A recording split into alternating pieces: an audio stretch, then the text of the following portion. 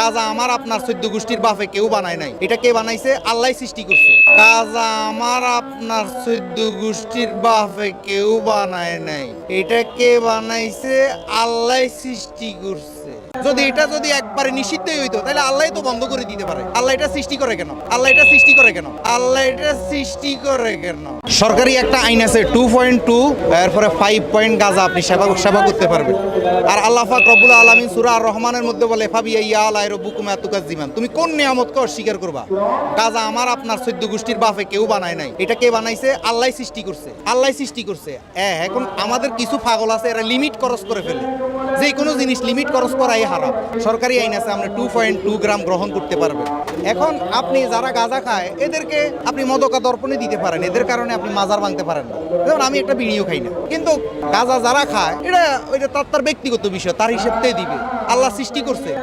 যদি একবারে নিষিদ্ধই হইতো তাহলে আল্লাহ তো বন্ধ করে দিতে পারে। আল্লাহ এটা সৃষ্টি করে কেন? আল্লাহ এই বর্ডার দিয়া বিডিআর, আর্মি, এসএসএফ, এই গ্র্যান্ড বোমা হামলা সব কিছুর বেড়িবাঁধ পার করি এই গাঁজা কেন আমাদের কাছে পর্যন্ত পৌঁছে? নিশ্চয় এটা আল্লাহর কোনো ইশারা আছে। এটা তো আপনি আমার কোনো ক্ষমতা নাই, এটা আল্লাহর ক্ষমতা। এক ঢোক মদ খেলেন, 40 দিনের আবাদত বরবাদ হয়ে গেল। এক চুমুক গাঁজা খেলেন, কি কথা কন না কেন? গাঁজা অবশ্যই এলাকায় নাই, হ্যাঁ? আহা ছেলেরা, এই গাঁজা থেকে তোমাদের যুব চরিত্রকে ফিরাও।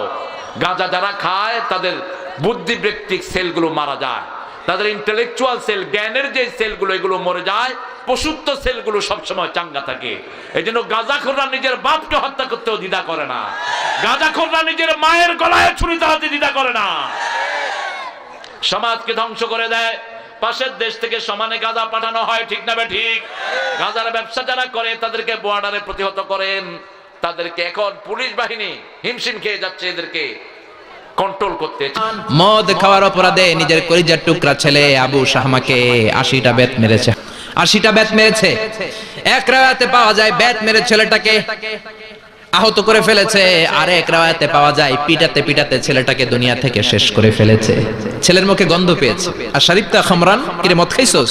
না বাবা, শরীফ তো নাবিজ, আমি নাবিজ খেয়েছি। নাবিজ খাওয়া যায়। নাবিজ হচ্ছে রাতের বেলা আরবরা দুধের মধ্যে শক্ত খুরমা ছেড়ে দেয়।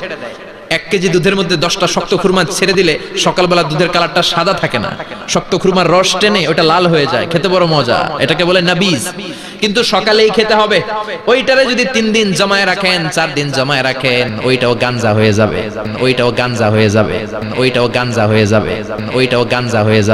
ওইটাও তারি হয়ে যায়, মদ হয়ে যায়। সাইয়েদনা ওমরের ছেলে এই কাজ করেছেন, একটু তারির স্বাদ নেয়ার জন্য 4 দিন রেখে দিয়েছে। সাইয়েদনা ওমর বললেন, কি খাইছস? কয় মদ খাই নাই। নাবিজ খাইছস? এদিকে আয়। ইফতাহ ফামাক, মুখ খোল। হা করার পরে মুখের সামনে নাক নিয়ে গন্ধ দেখে মদের গন্ধ, কলারটা ধরে মসজিদে নববীতে নিয়েছেন। ইন দা মিন টাইম মসজিদে নববীতে জোহরের নামাজ হয়। নিজের ছেলেকে মসজিদে নববীর উস্তানা বলে, উস্তানাতু মসজিদুন নববী, মসজিদে নববীর পিলারে বেঁধেছেন। যেহেতু উনি খলিফা, মসজিদে নববীর ইমাম, জোহরের নামাজের ইমামতি করলেন। সালাম ফিরালেন, আসসালামু আলাইকুম ওয়া রাহমাতুল্লাহ, আসসালামু আলাইকুম ওয়া রাহমাতুল্লাহ। সালামের পর বললেন, মাকানাকুম ইনদানা হাদ, সুন্নতের পর বসে যাবেন, আমাদের একটা হদ আছে। আল্লাহর দেয়া যে বিধান, বিচার, এটাকে আরবিতে বলে হাদ, প্লুরাল হচ্ছে হুদুদ। আমাদের হুদুদ আছে, মানে গুরুদণ্ড আছে। বসবেন। হাজার হাজার মানুষ সবাই ওযু করে যখন ঢুকতেছিল দেখে আবু শামা পিলারে বাঁধা। সবাই তো আশ্চর্য, কি আজীব তামাশা, প্রেসিডেন্টের পোলা বাঁধা। নামাজের পরে বাইরে আসার পরে হাজার হাজার মানুষ তাকিয়ে আছে। লোকদের মধ্যে কানাঘোষা, প্রেসিডেন্টের ছেলে। কেউ কয় ওমর মনে হয় মারবে না, যেহেতু নিজের ছেলে তো একটু ধমকি টমকি দিয়ে ছেড়ে দিবে। কেউ কেউ বলে না, ওমর তো এত সহজ মানুষ না, মদের বিচার তো 80টা বেত, মনে হয় 40টা মারবে। কেউ কয় না, 80টাই মারবে। ওমর চেয়ারে বসে জল্লাদরে ডাকলেন, বললেন, ইবদা বিসমিল্লাহ, নে চাবুক শুরু কর। বাইতুল মাল থেকে শক্ত সাইজের একটা চাবুক আনবি। জল্লাদ চাবুক এনে দাঁড়ালেন। ওমর বললেন, ইবদা বিসমিল্লাহ, শুরু কর। জল্লাদ মারতে শুরু করেছে। ওয়াহিদ, ইতনাইন, তালাতা, 3টা মারার পরে এক থাপ্পড় মেরে জল্লাদকে 3 হাত দূরে ফেলে দিলেন। ধমক দিয়ে বললেন, তুই চাবুক মারস নাকি চাকরি বাঁচাস? আসলে জল্লাদ কিন্তু আস্তে মারে নাই, দেহের যত জোর ছিল জোর দিয়ে মেরেছে, কিন্তু ওমরের পছন্দ হয় নাই। ওমর বলে, আইন্দাকা তালাতা আইন্দে ওয়াহিদ, তোর হিসাবে চাবুক মারা হয়েছে 3টা, আমি ওমরের হিসাবে মায়ের হয়েছে 1টা। চাবুক আমার হাতে দে, আমি 2 নাম্বার থেকে শুরু করি। ওমরে ফারুক 2 নাম্বার শুরু করলেন। 2, 3, এক একটা চাবুক মারে, ছুপ ছুপ করে চামড়া ছিলে, রক্তগুলো মসজিদে নববীর বারান্দার পিলারের মধ্যে লাগে। ওমরের চেয়ে শক্তিশালী দ্বিতীয় কোন পুরুষ মদিনার জমিনে ছিল নাকি? ওমরের হাতের মাইর। ছেলেটা চিৎকার দিয়ে বলে, বাবা ও আব্বা, আর মদ খাবো না, ছেড়ে দেন, আর খাবো না। মদ তো আমি খাই নাই, আমি খেয়েছি নাবিজ, 3-4 দিন রাখার কারণে একটু মাতলামি হয়েছে আমার। আব্বা এবারের জন্য ছেড়ে দেন, আর খাবো না। ওমরের কঠোর হৃদয়ে কোনো দয়া মায়া আসে না, মারতে লাগলেন। এবার আবু শাহামার মা ওমরের বউ পায়ের মধ্যে ওমরের পায়ে পড়ে ডেকে বলে, ও ওমর, আমার কলিজার টুকরা ছেলেটারে মারিস না। 30টা বাড়ি মারা হয়েছে, আর বাকি 50টা বাড়ির জন্য এক একটা চাবুকের বিনিময়ে আমি এক একটা উট আল্লাহর রাস্তায় সদকা করব রে ওমর। সাইয়েদনা ওমর বলে, আরে নিয়ে যাও। আবু শাহামার মা উট দিয়ে আল্লাহর জাইন চাবুকের বাড়ি থেকে একটা বাড়িও কমানো যাবে না, 80টা বাড়ি দেয়া পর্যন্ত পৃথিবীর কোন শক্তি আবু শাহামারে আমার হাত থেকে ছুটাতে পারবে না। আবু শাহামার মা কাঁদতে লাগলো। ওমরের মনে দয়া মায়া হয় না। 40টা বাড়ি মারার পরে ছেলে বেহুশ, 50টা মারার পরে আবু শাহামা দুনিয়া থেকে শেষ। সবাই নিস্তব্ধ নীরবতা, পিন ড্রপ সাইলেন্স, পিন পতন নীরবতা। রাগে তখনও গড়গড় করছে ওমর। সাইয়েদনা ওমর বললেন, গোসল দে, জানাজাতে কবর দে। কবর দেওয়ার পরে ওই কবরের উপর 51 নাম্বার থেকে মারা শুরু করলেন।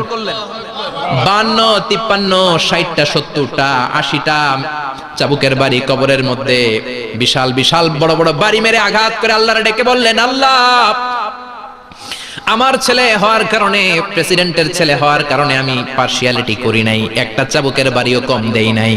কিয়ামতের দিন তুমি আমারে জালিমদের কাতারে দাঁড় করাতে পারবা না। আল্লাহু আকবার। ওই ওমরের শাসন যদি দেশে থাকতো, দেশটারে মদিনা বানাইতো কে? এখন রিকশাওয়ালার পোলার জন্য এক নিয়ম, প্রধানমন্ত্রীর পোলার জন্য আরেক নিয়ম। ওয়ালা তাশরাবান্না খামরা ফাইন্নাহু রাসু কুল্লি ফাহিশা। মদ পান করবা না, মদ সমস্ত অশ্লীলতার মূল। মদ দ্বারা উদ্দেশ্য যত মাদক দ্রব্য আছে, ইয়াবা, গাঁজা, গাঁজা, গাঁজা, বাবা, হেরোইন, ফেন্সিডিল, আফিম, কানাডা ড্রাই, শ্যাম্পেন, মাস্তুদ ইত্যাদি যত মাদক দ্রব্য আছে, কোন দ্রব্য এটা আপনার জন্য বৈধ নয়। মাদক দ্রব্য এটা হারাম। ইবনে মাজাহ 4020 নম্বর হাদিসে রাসূল সাল্লাল্লাহু আলাইহি সাল্লাম বলেন, লা ইয়াশরাবান্না নাসুম মিন উম্মতি আল খামরা ইউসাম্মুনাহা বিগাইরি ইসমিহা। নবীজি বলেন, আমার উম্মত একটা সময় মদ পান করবে, মদের নাম দিবে অন্য নাম, অন্য নাম দিয়ে তারা মদ পান করবে।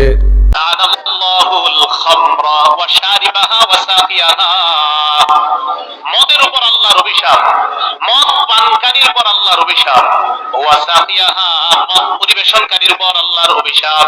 অনেকে প্রশ্ন করে, হুজুর আমি মদ খাই না, তবে মদের দোকানে চাকরি করি, মদ পরিবেশন করি। রাসূল বলছেন, মদ পরিবেশনকারীর উপর আল্লাহর অভিশাপ।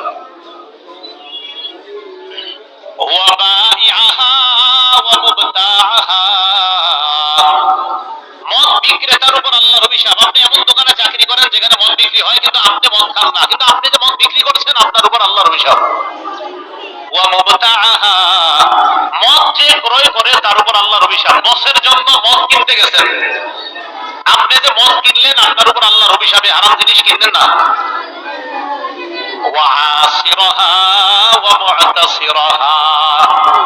মদ উৎপাদনকারী এবং মদ পরিশোধনকারী, মদ উৎপাদন করে পরিশোধন করে বোতলের উপর লিখে দেয় বাংলা মদ, তার উপর আল্লাহর অভিশাপ। তার উপর আল্লাহর অভিশাপ। তাহলে মদের উপর কার অভিশাপ? পানকারীর উপর, পরিবেশনকারীর উপর, মদ বিক্রেতার উপর, মদ ক্রয়কারীর উপর। যে মদ বানায় তার উপর কার অভিশাপ? যে মদ পরিশোধন করে এটাকে বোতলজাত করে তার উপর কার অভিশাপ?